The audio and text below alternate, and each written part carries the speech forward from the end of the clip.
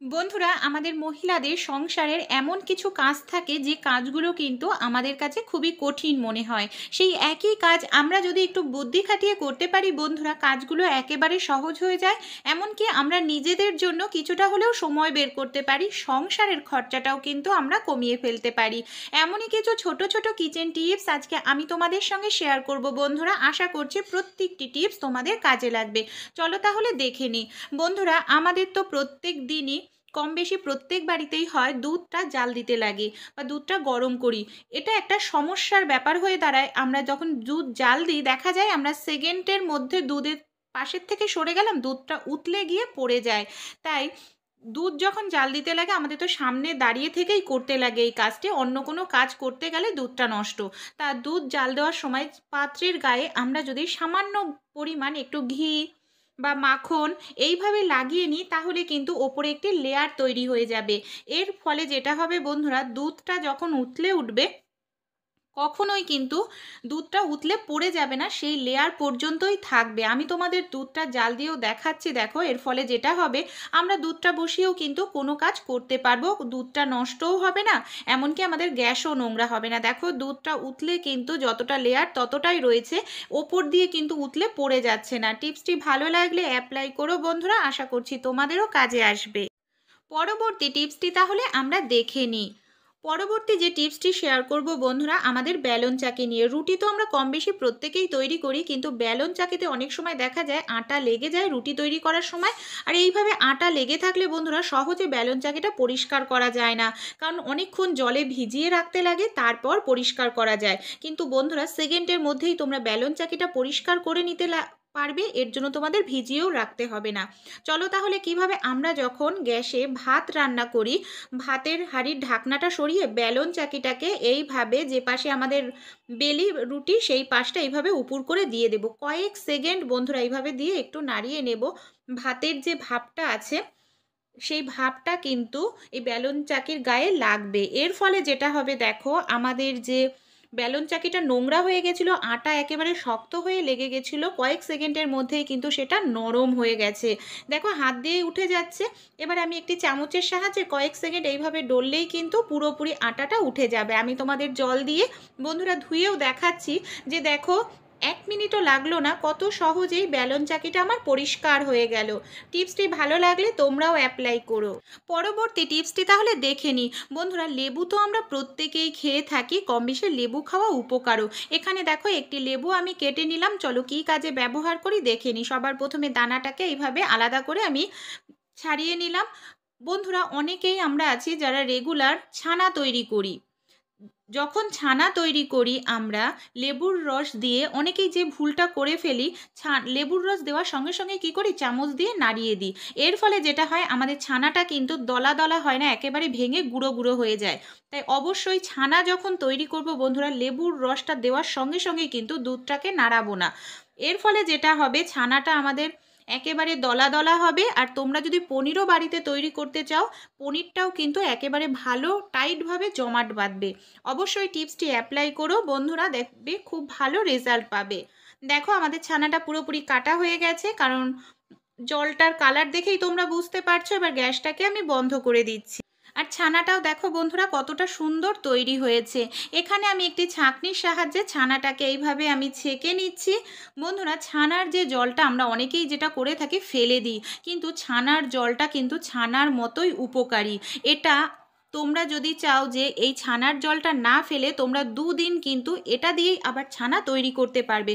এর জন্য করতে হবে কি, ছানার জলটাকে খুব ভালো করে ঠান্ডা করে ফ্রিজের মধ্যে রেখে দিতে হবে। তাছাড়াও তোমরা এই ছানার জলটা কিন্তু খেয়েও নিতে পারো, কারণ এটা ভীষণ পুষ্টিকর, যেহেতু লেবুর রস দিয়ে ছানাটা তৈরি করা হয়েছে। তা না করতে চাইলে ফেলে না দিয়ে তোমরা গাছের গোড়ায় দিতে পারো। অবশ্যই ঠান্ডা করে নিয়ে তারপর দেবে, গাছ খুব তাড়াতাড়ি বৃদ্ধি হবে, এমনকি ফুল ফল দেবে।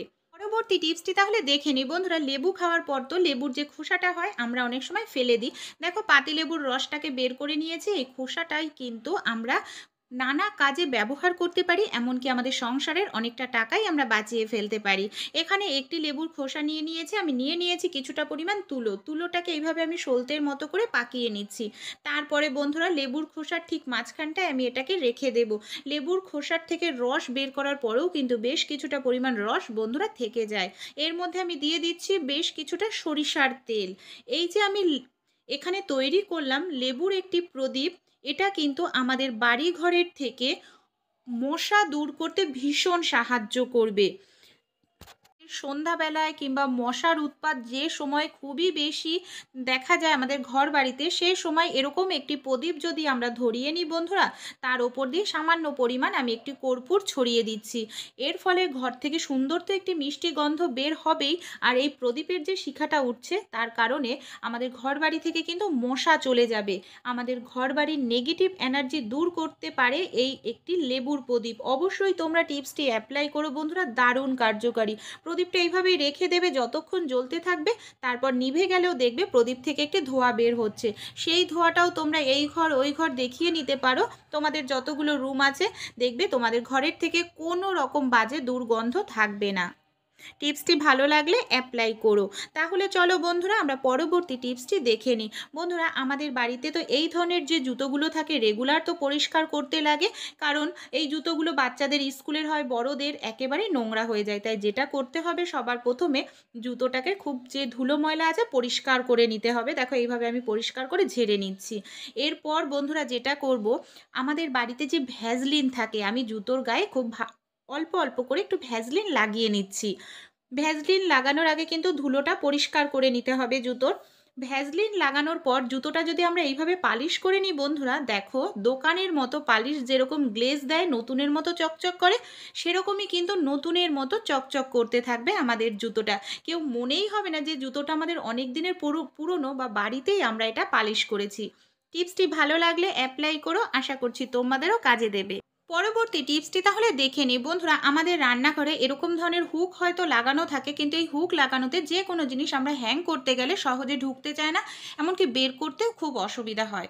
তাই এই কঠিন কাজটা কিভাবে আমরা সহজ করে নিতে পারি, আমাদের বাড়িতে যে ইউজ করা মাস্কগুলো আছে, যেগুলোকে আমরা ফেলে দিচ্ছি, কোনো কাজেই ব্যবহার করছি না, এরকম ধরনের মাস্ক তোমরা ধুয়ে এই মাস্কের যে গার্ডারটা আছে এই গার্ডারগুলোকে নিয়ে নিতে পারো। এখানে দেখো বেশ কিছুটা গার্ডার আমি এইভাবে মাস্কগুলোকে ধুয়ে পরিষ্কার করে নিয়েছি, তারপর গার্ডারগুলো আলাদা করে নিচ্ছি। তোমাদের যতগুলো প্রয়োজন বন্ধুরা ততগুলোই তোমরা এখানে নিয়ে নিতে পারো। এগুলোকে আমরা কি করব, দেখো আমাদের বাড়িতে যে এই ধরনের ঝাঁঝরি থাকে, গ্রেটার থাকে, ছাঁকনি থাকে, এর ওপরে তো ছোট ছোট ছিদ্র থাকে, এই ছিদ্রর মধ্যে গার্ডারগুলো ঢুকিয়ে এইভাবে আমি গিট দিয়ে নিচ্ছি। তোমাদের বাড়িতে যত প্রয়োজন জিনিসগুলো রাখার ততগুলোর মধ্যে এইভাবে গিট দিয়ে তোমরা রেডি করে নেবে। এবার দেখো বন্ধুরা, আমরা যদি এইভাবে এটাকে আমাদের হুকের মধ্যে ঝুলিয়ে রাখি, কত সহজেই আমরা একটা হুকের মধ্যে কিন্তু অনেকগুলো জিনিস ঝুলিয়ে রাখতে পারবো। দেখো আমি একটি ঝাঁঝরি, গ্রেটার, ছাঁকনি, হাতা, যে কোনো জিনিস তোমরা রাখতে পারবে। এটা বের করতেও সুবিধা, এমনকি রাখতেও সুবিধা, আর একই জায়গার মধ্যে অনেক কিছু রাখতে পারবে। টিপসটি যদি ভালো লেগে থাকে অবশ্যই অ্যাপ্লাই করো, তোমাদের বন্ধু বান্ধবদের কাছেও টিপসটি শেয়ার করো। পরবর্তী টিপসটি তাহলে দেখে নিই বন্ধুরা, এখানে একটি পাত্র নিয়েছি আমি, আর এখানে নিয়েছি একটি গ্রেটার, আর একটি নিয়েছি বাসন মাজার যে সাবানগুলো হয় না সেই সাবানগুলো। এখানে দেখো একটি সাবান আমি এইভাবে গ্রেটারের সাহায্যে গ্রেট করে নিচ্ছি। এখানে আমি অর্ধেকের থেকেও কম পরিমাণ সাবান দেখো গ্রেট করে নিচ্ছি, আর বাকি যে সাবানটা আছে এই সাবানটাকে আমি রেখে দেব। এই গ্রেট করা সাবানের মধ্যে বন্ধুরা আমি দিয়ে দিচ্ছি 1 চামচ মতো ভিনিগার। এখানে আমি ভিনিগার ইউজ করছি হোয়াইট ভিনিগার, তোমরা চাইলে লেবুর রসও দিয়ে দিতে পারো, কিন্তু ভিনিগার দিলে বেশি ভালো হয়। এরপর বন্ধুরা এখানে আমি দিয়ে দিচ্ছি 1 গ্লাস পরিমাণ জল। 1 চামচ পরিমাণ এখানে আমি দিয়ে দিলাম বেকিং সোডা, দিয়ে খুব ভালো করে আমি মিশিয়ে নেব। তারপর বন্ধুরা এটাকে আমি 5 মিনিটের জন্য এইভাবেই রেখে দেব। 5 মিনিট রেখে দিয়েছিলাম, এর ফলে যে সাবানটা খুব ভালো করে মিশে গেছে। এবার দেখো এখানে আমি একটি বোতল নিয়ে নিয়েছি, ছোট্ট বোতলের মুখটায় ছোট 3টে ছিদ্র করে নিয়েছি। এই বোতলের মধ্যেই সাবানের মিশ্রণটাকে আমি ঢুকিয়ে নিচ্ছি। বন্ধুরা আমরা বাজার থেকে বাসন মাজার জন্য নানা রকম নামি দামি ব্র্যান্ডের লিকুইড কিনে নিয়ে আসি, যেটা অনেকটা দাম দিয়েই আমাদের কিনতে লাগে, কিন্তু বাড়িতেই আমরা যদি এই ধরনের একটি লিকুইড কিনে তৈরি করে নিতে পারি, তাহলে কিন্তু এর দামটাও অনেকটাই কম পড়বে। এমনকি এটা কিন্তু আমরা ঘরেই তৈরি করছি, আমাদের এর জন্য অনেকটা টাকাও খরচা করতে হচ্ছে না।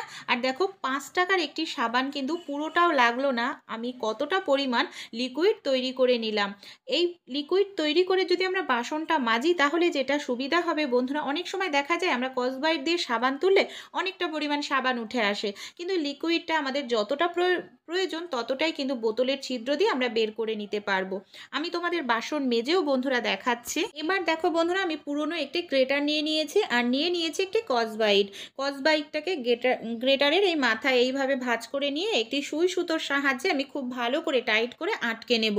যে গ্রেটারের ছিদ্রগুলো রয়েছে ছিদ্রর মধ্যেও সুই সুতোটার সাহায্যে এইভাবে টাইট করে আটকে নিচ্ছি, তাহলে কিন্তু এটা খুব মজবুত হবে এবং অনেক দিন টেকসই হবে।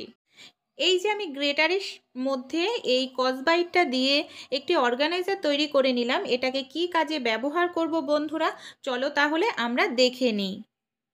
বন্ধুরা, আমাদের মহিলাদের তো থালা বাসন মাজতেই লাগে, এমনকি দেখা যায় থালা বাসন মাজার ফলে আমাদের হাতটা একেবারে রুক্ষ শুষ্ক হয়ে যায়, কারণ থালা বাসন আমরা যে মাজার সাবানটা ইউজ করি ক্ষারের পরিমাণটা অনেকটাই বেশি থাকে।